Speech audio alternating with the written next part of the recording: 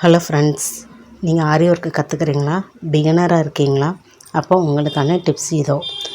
நீங்கள் ஆரி த்ரெட்டை யூஸ் பண்ணிவிட்டு நீங்கள் என்ன தான் நூலை சுற்றி வச்சாலுமே இந்த மாதிரி கலண்டு வந்துடும். அது நம்ம இப்படி மொத்தமாக வைக்கும் போது சிக்காகிறதுக்கு நிறைய வாய்ப்பு இருக்குது. அதை என்ன பண்ணணும் அப்படின்னா, அந்த நூல் சிக்காகாமல் இருக்கிறதுக்கு நான் ஒரு சின்ன டிப்பு உங்களோட பகிர்ந்துக்க போகிறேன். நான் அந்த டிப்பை தான் ஃபாலோ பண்ணுறேன். உங்களுக்கும் பிடிச்சிருந்தா நீங்களும் ஃபாலோ பண்ணுங்கள். என்ன பண்ணோம் அப்படின்னா, இந்த டிப்பு என்னென்னா, ஃபஸ்ட்டு நம்ம நூல்கண்டை எடுக்கிறோம். இந்த நூலை நீங்கள் எப்போதுமே யூஸ் பண்ணிவிட்டு அதை எப்படி சுற்றி வைப்பீங்களோ அதே மாதிரியே சுற்றிக்கோங்க.